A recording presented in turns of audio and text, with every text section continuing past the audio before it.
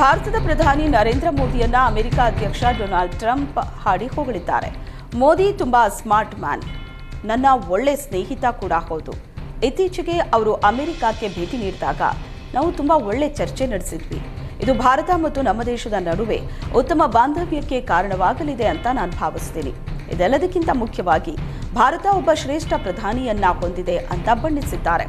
ಸುಂಕ ವಿಧಿಸುವ ವಿಚಾರದಲ್ಲಿ ಭಾರತ ಮತ್ತು ನಮ್ಮ ದೇಶದ ನಡುವೆ ಮಾತುಕತೆಗಳು ಉತ್ತಮವಾಗಿ ಸಾಗಲಿದೆ ಅಂತ ಟ್ರಂಪ್ ವಿಶ್ವಾಸ ವ್ಯಕ್ತಪಡಿಸಿದ್ದಾರೆ.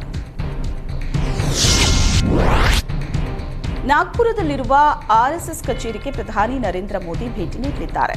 ಇದೇ ಮೊದಲ ಬಾರಿಗೆ ಪ್ರಧಾನಿಯೊಬ್ಬರು ಸಂಘದ ಕಚೇರಿಗೆ ಭೇಟಿ ನೀಡುತ್ತಿದ್ದಾರೆ.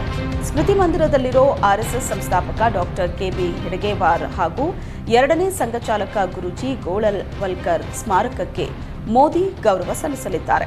ಇನ್ನು ಆರ್ಎಸ್ಎಸ್ನ ಮುಖ್ಯ ಯುಗಾದಿ ಸಂಭ್ರಮದಲ್ಲಿ ಮೋದಿ ಭಾಗಿಯಾಗಲಿದ್ದಾರೆ. ಇದಾದ ಬಳಿಕ 1956ರಲ್ಲಿ ಡಾಕ್ಟರ್ ಬಿಆರ್ ಅಂಬೇಡ್ಕರ್ ಬೌದ್ಧ ದೀಕ್ಷೆ ಸ್ವೀಕರಿಸಿದ ಸ್ಥಳಕ್ಕೆ ಮೋದಿ ಭೇಟಿ ನೀಡಿ ನಮನ ಸಲ್ಲಿಸಲಿದ್ದಾರೆ.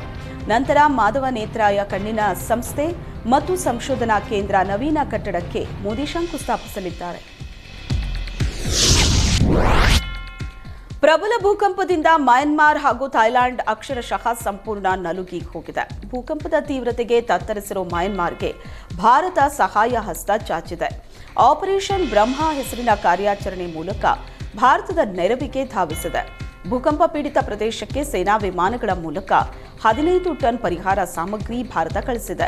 ನೆರವಿನ ಸಾಮಗ್ರಿ ಹೊತ್ತ ಇನ್ನೂ 2 ವಿಮಾನಗಳು ಶೀಘ್ರದಲ್ಲೇ ಮಯನ್ಮಾರ್ಗೆ ತೆರಳಲಿದೆ. ರಕ್ಷಣಾ ಕಾರ್ಯಾಚರಣೆಗೆ 80 ಎನ್ಡಿಆರ್ಎಫ್ ಸಿಬ್ಬಂದಿ ದೌಡಾಯಿಸಿದ್ದಾರೆ.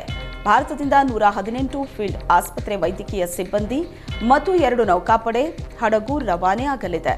ಮೊದಲ ಪರಿಹಾರ ಸಾಮಗ್ರಿಗಳಲ್ಲಿ ಟೆಂಟ್ಗಳು, ಮಲಗೋ ಚೀಲ, ಹೊದಿಕೆ, ಸಿದ್ಧ ಆಹಾರ ಸೇರಿದಂತೆ ಅನೇಕ ಅಗತ್ಯ ವಸ್ತುಗಳನ್ನು ಕಳಿಸಲಾಗಿದೆ. ಛತ್ತೀಸ್ಗಢದಲ್ಲಿ ನಕ್ಸಲರ ವಿರುದ್ಧ ಕಾರ್ಯಾಚರಣೆ ಭರ್ಜರಿಯಾಗಿ ಮುಂದುವರೆದಿದೆ. ಸುಕ್ಮಾ ಜಿಲ್ಲೆಯಲ್ಲಿ ಭದ್ರತಾ ಸಿಬ್ಬಂದಿ 17 ನಕ್ಸಲರನ್ನ ಹಾಗೂ ಬಿಜಾಪುರ ಜಿಲ್ಲೆಯಲ್ಲಿ ಒಬ್ಬನನ್ನ ಹತ್ಯೆ ಮಾಡಿದ್ದಾರೆ. ಹತ ನಕ್ಸಲರಲ್ಲಿ 11 ಮಹಿಳೆಯರಿದ್ದು, ಎನ್ಕೌಂಟರ್ ಅಲ್ಲಿ ಬಲಿಯಾದ ನಕ್ಸಲರ ಸಂಖ್ಯೆ 134ಕ್ಕೆ ಏರಿಕೆಯಾಗಿದೆ. ನಕ್ಸಲರ ವಿರುದ್ಧ ಕಾರ್ಯಾಚರಣೆ ವೇಳೆ 4 ಭದ್ರತಾ ಸಿಬ್ಬಂದಿ ಗಾಯಗೊಂಡಿದ್ದಾರೆ. ಛತ್ತೀಸ್ಗಢದಲ್ಲಿ ನಕ್ಸಲರ ವಿರುದ್ಧದ ಕಾರ್ಯಾಚರಣೆ ಮುಂದುವರೆದಿದ್ದು, ಈ ವೇಳೆ ನಕ್ಸಲರಿಂದ ಶಸ್ತ್ರಾಸ್ತ್ರ ಮತ್ತು ಸ್ಫೋಟಕ ವಸ್ತುಗಳನ್ನು ವಶಪಡಿಸಿಕೊಳ್ಳಲಾಗಿದೆ.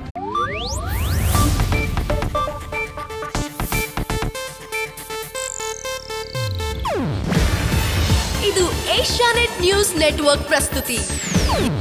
ನೀವು ನೋಡ್ತಿದ್ದೀರಾ ಏಷ್ಯಾನೆಟ್ ಸುವರ್ಣ ನ್ಯೂಸ್.